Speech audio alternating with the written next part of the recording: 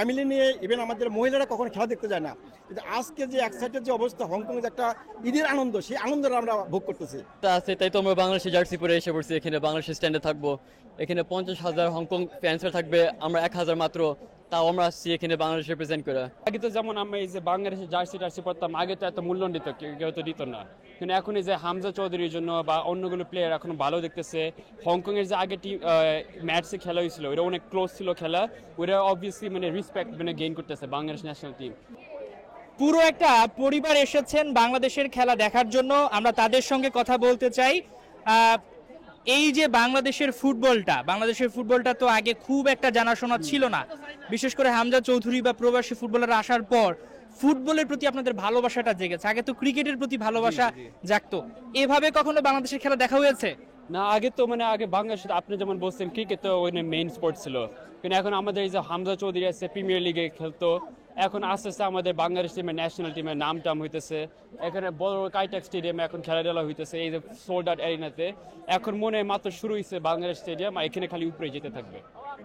আপনার তো হংকং এর অনেক ফ্রেন্ড আছে, তারাও তো এখন বাংলাদেশের ফুটবলটা জানে, জি। নিজের কাছে তো ভালো লাগে বাংলাদেশকে পরিচয় দিতে যে হামজার মতো একজন প্লেয়ার আমাদের আছে। জি, আগে তো যেমন আমরা এই যে বাংলাদেশের জার্সি টার্সি পরতাম, আগে তো এত মূল্য দিত কেউ তো দিত না, কিন্তু এখন এই যে হামজা চৌধুরীর জন্য বা অন্যগুলো প্লেয়ার এখন ভালো দেখতেছে। হংকং এর যে আগে ম্যাচে খেলা হয়েছিল, ওটা অনেক ক্লোজ ছিল খেলা, ওটা অবভিয়াসলি মানে রেসপেক্ট মানে গেইন করতেছে বাংলাদেশ ন্যাশনাল টিম।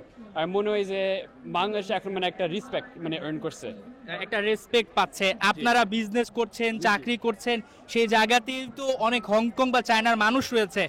এই যে অফিস টফিস ফেলে চলে এসেছেন, তাদেরকে তো বলতে হয়েছে যে বাংলাদেশের খেলা, তাদের ওই মুহূর্তটা কেমন ছিল?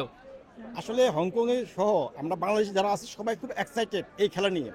আর হংকংয়ে যে কাইটাক স্টেডিয়ামটা বিশাল বড়, এই প্রথম আমরা এই স্টেডিয়াম আসছি, এবং এটা সবচেয়ে সৌন্দর্যতম একটা স্টেডিয়াম। এখানে হংকংয়ে আপনি দেখতে পারবেন যে হংকংয়ের যে উৎসাহ উদ্দীপনা তাদের জার্সি নিয়ে আসতেছে, ঠিক আমরাও এখানে আসছি প্রায় 1,000 কমিউনিটির লোকজন। আমরা কিন্তু সবাই ফ্যামিলি নিয়ে, ইভেন আমাদের মহিলারা কখনো খেলা দেখতে যায় না, কিন্তু আজকে যে এক্সাইটেড যে অবস্থা, হংকংয়ের যে একটা ঈদের আনন্দ, সেই আনন্দটা আমরা ভোগ করতেছি। আমরা তো হংকং এ জন্ম হয়েছি, হংকং এ সাপোর্ট করা উচিত আমাদের, কিন্তু তাও বাংলাদেশের টান থাকে আমাদের। সেই টানটা তো নিশ্চয়ই আছে। টানটা আছে, তাই তো আমরা বাংলাদেশে জার্সি পরে এসে পড়ছি। এখানে বাংলাদেশের স্ট্যান্ডে থাকবো। এখানে 50,000 হংকং ফ্যান্সরা থাকবে, আমরা 1,000 মাত্র, তাও আমরা আসছি এখানে বাংলাদেশ রিপ্রেজেন্ট করে। বাংলাদেশের প্লেয়ারদের দেখলেই তো গায়ে একটা মানে কি বলে যে শিহরণ জাগে বা লোম দাঁড়িয়ে যায়।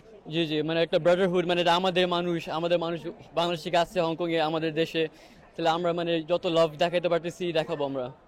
বাংলাদেশের জন্য আপনাদের পরিবার থেকে একটা স্লোগান হবে কিনা, বাংলাদেশকে কিভাবে গলা ফাটিয়ে সমর্থন দিবেন যখন গোল করবে হামজা চৌধুরী? বাংলাদেশ আমরা সবাই ইনশাল্লাহ আমরা জয় নিয়ে ঘরে ফিরবো, সে প্রত্যাশায় আমরা আজকে আসছি ইনশাল্লাহ। এবং আমরা নট অনলি আমরা আসছি, এবং আমাদের পরিবার, আমার মা বাবা প্রত্যেককে বলে আসছি যে আপনারা নামাজ পড়ে দোয়া করবেন, আমাদের জন্য মুখ থাকে, সম্মান থাকে, বাংলাদেশের ঐতিহ্য যেন আমরা ফিরে পাই। ধন্যবাদ। প্রত্যেকেই কিন্তু দোয়া করছেন।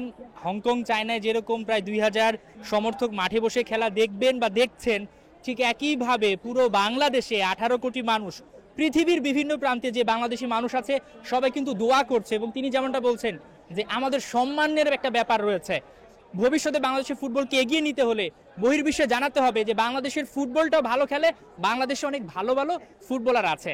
Hasan Sajib, 71, Kai Tak stadium, Hong Kong, China. Thank you.